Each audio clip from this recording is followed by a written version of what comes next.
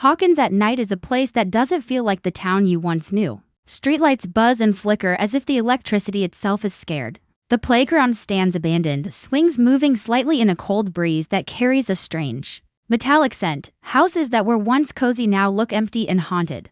Their windows dark and uninviting, a thin mist creeps along the streets, curling around corners, making familiar landmarks look strange and threatening. Every sound feels amplified: the distant bark of a dog, the hum of a neon sign, the whisper of leaves. Somewhere far off, a bell chimes, but it's warped, stretched, and distorted, sounding wrong in a way that makes the hairs on your neck rise. There is a sense of waiting, of danger lingering just out of sight, and even though nothing has happened yet, you know that something is coming. The forest at the edge of Hawkins is no longer safe either. Trees that were once quiet and protective now cast long, sharp shadows that seem to reach out toward you. The wind threads through the branches with a whispering voice, teasing, calling, warning. If you look closely, cracks in the ground start to appear, small at first, but glowing faintly with a cold, unnatural light. It feels alive, like the earth itself is waking up to something terrible. Shadows move faster than they should, disappearing just as you try to see them. The familiar paths you once walked without thought now seem like a maze,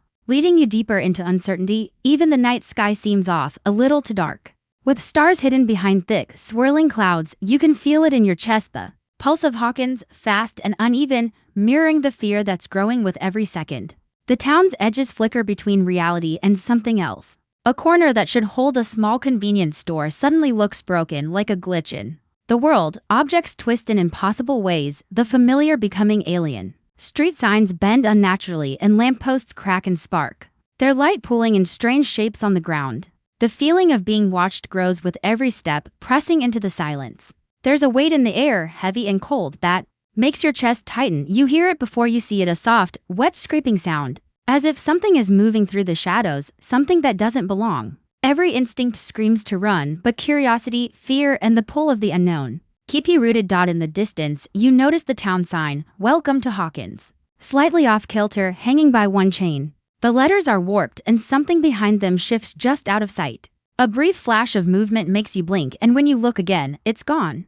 The quiet is broken by a low hum, not mechanical, not human, but deep and vibrating through the ground itself. Your shoes feel heavier with every step, as if the earth is trying to hold you back. Small details scream danger: a flickering light, a broken window, a shadow that doesn't belong. Hawkins feels like it's on the edge of a nightmare, a place caught between the world we know and the world that waits just beyond the veil. Even the familiar places that once brought comfort, the high school, the ice cream shop, the streets where kids biked freely, now feel threatening. Hallways stretch longer than they should, doors close behind you with a hollow echo, and corners hide shapes that vanish when you try to look. The town isn't itself anymore, it's a warning, a promise. Hawkins has changed, and the shadows that linger are just the beginning. Something enormous is coming, and when it arrives, the town may never be the same. The quiet of Hawkins has been shattered, not by sound, but by the feeling that the town itself is holding its breath. The streets are no longer just empty, they're alive with unseen movement. Shadows stretch across walls in impossible angles, creeping along the ground like dark fingers searching for something. Every alley feels deeper than it should, every corner a trap. Streetlights flicker in unison, casting the same eerie glow over cracked sidewalks, painting familiar objects in shapes that seem to slither. You catch glimpses of movement at the edge of your vision, a shadow crossing too fast, a figure just beyond the lamp's light, but when you turn, nothing is there. The sense of being followed grows stronger with every step, and the air itself feels heavier, like it's pressing down to keep you from moving forward. In the forest that borders Hawkins, the trees sway even when the wind is still. Branches snap with sharp, unnatural cracks, echoing in the silence like gunshots. A faint mist coils between the trunks, glowing faintly, almost pulsing as though it has its own heartbeat. Shapes flicker within the fog, moments of glimpsed movement, something tall, thin, shifting unnaturally, but the light bends around them, hiding their form. The smell of damp earth is mixed with something acrid, metallic, a scent that raises the hairs on your arms and makes your stomach twist. Sounds are distorted here, the drip of water echoes like a scream, the rustle of leaves whispers unintelligible words. Every instinct urges flight, but something drags you forward, deeper into the forest where shadows thicken and the air vibrates with tension. Closer to the heart of Hawkins, reality itself seems to be unraveling. Windows distort the reflections. Within them, familiar faces appear briefly in panes, only to vanish when you blink. Cars parked along streets seem to stretch unnaturally as you pass, their shapes bending as if reality is being pulled by an unseen force. Sidewalk cracks ripple like water. Tiny tendrils of shadow curling along their edges. In some places, light doesn't reach at all, forming pools of darkness so complete it feels as though stepping into them would erase you. And above it all, a faint hum thrums through the air, low and constant, vibrating in your chest and rattling teeth as if the town is resonating with some immense hidden power. Every familiar building in Hawkins has begun to betray its normalcy. The high school is a labyrinth, hallways twisting, doors opening into rooms that should not exist. Classrooms appear familiar at first glance, but details are wrong. The blackboard scribbles itself with symbols that shift when you try to read them. Chairs are positioned just off kilter, and lockers hum softly like something inside is alive. Outside, the playground swings move slowly, carrying shadows on their seats that vanish when the wind dies down. Even the police station, a symbol of safety, seems to pulse with a quiet menace. The lights overhead flicker in patterns that feel deliberate, signaling something you cannot yet understand. Every corner of the town, every place once known, now vibrates with danger, and in the darkness, hints of the upside down start to creep into the real world. Cracks appear in walls and streets, thin lines glowing faintly with unnatural light, pulsating like a heartbeat. Shapes move within them, elongated limbs, distorted silhouettes, eyes that flash briefly in a way that makes your blood run cold. Sometimes the air shimmers over these cracks, as if the world itself is bending and folding. The wind carries whisper snatches of words that aren't quite human, phrases that make no sense yet chill you to the bone. Animals flee from these areas, dogs bark furiously into empty space, birds take sudden, panicked flight, all signaling that something unseen is spreading. The sense of inevitability grows. You feel it in every echoing step, every shifting shadow, every flicker of light. Hawkins is changing, becoming something unrecognizable. The tension is not just in the air, it's in the ground, the trees, the buildings, in the very fabric of the town. Every movement hints at the arrival of something enormous, something that doesn't belong, something that has been waiting for this moment. And as the town holds its breath, the world outside seems to blur at the edges, reality itself trembling, waiting for the moment when the darkness finally breaks through. The night is alive with movement, though you can't see the source. Every step in Hawkins feels like treading a fragile line between reality and chaos. The streets, once familiar, are now obstacles littered with debris, broken glass, and overturned bicycles. Shadows flicker along the walls of houses, stretching long and thin, sometimes merging into shapes that look disturbingly human, then disappear before you can focus. Somewhere, the distant hum of energy rises and falls like a living heartbeat. Sensing with the rapid pace of those running through the town, the forest edges have grown darker, deeper, as if the trees themselves are closing in to protect or trap whatever lurks beyond.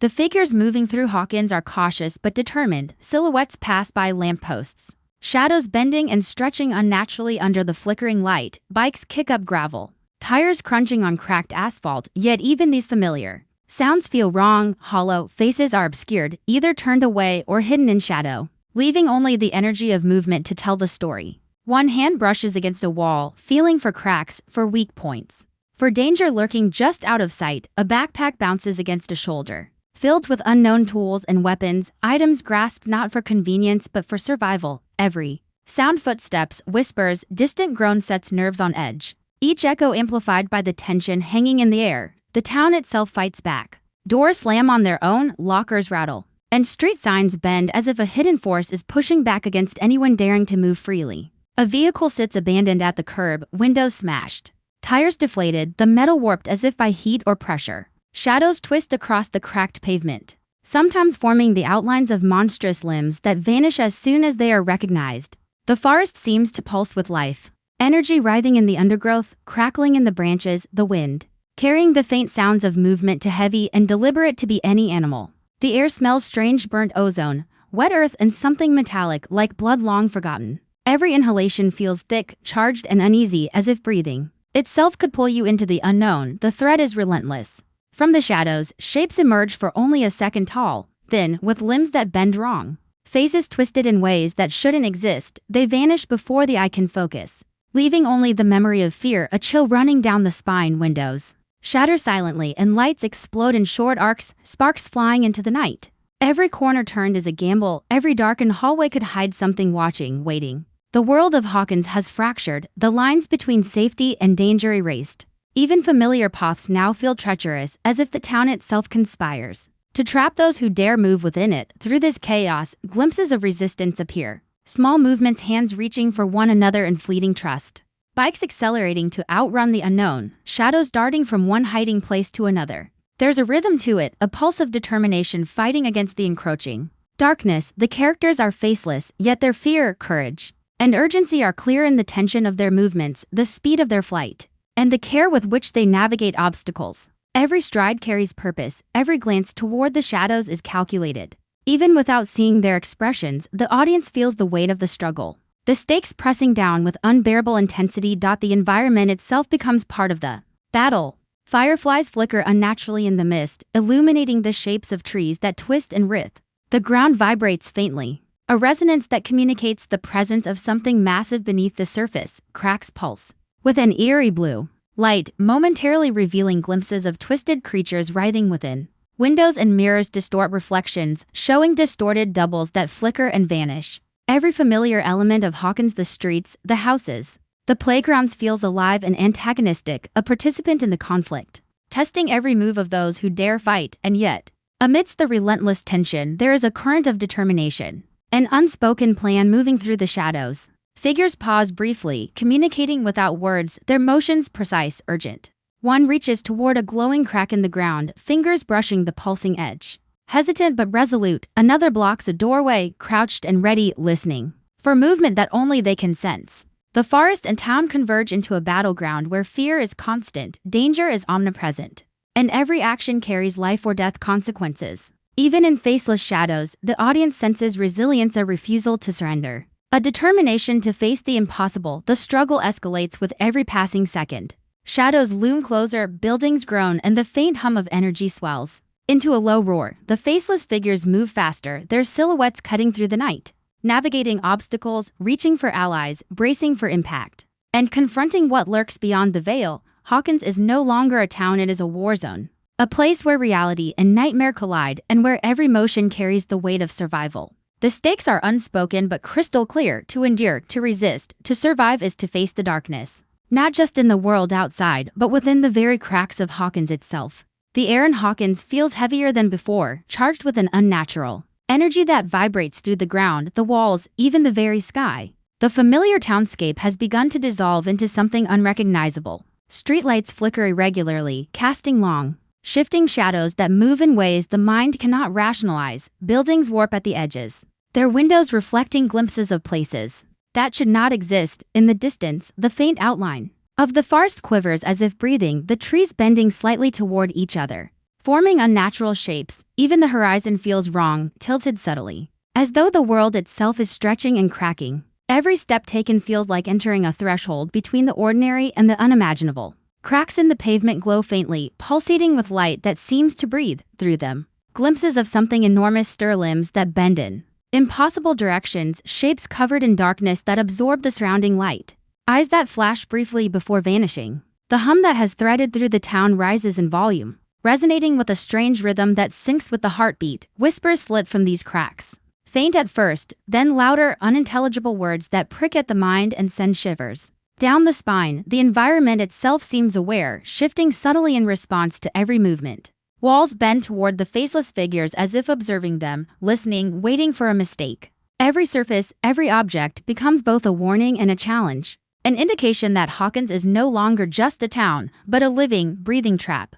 The forest has become a gateway. Fog coils and pulses along the ground like a slow-moving tide, carrying with it smells both metallic and decaying, hints of things long hidden. Shadows shift in unnatural patterns. Branches stretch and curl as if reaching out to snare anything that passes beneath. Glimpses of monstrous silhouettes can be seen between the trees, tall, thin figures with twisted limbs and unearthly movements. They vanish as quickly as they appear, leaving only the sense of presence, a pressure that pushes against the mind. The faceless figures navigate this maze with a careful, urgent precision, their movements deliberate yet tense. Each glance into the fog is a gamble, each step forward a risk of encountering something that defies the natural order inside the town.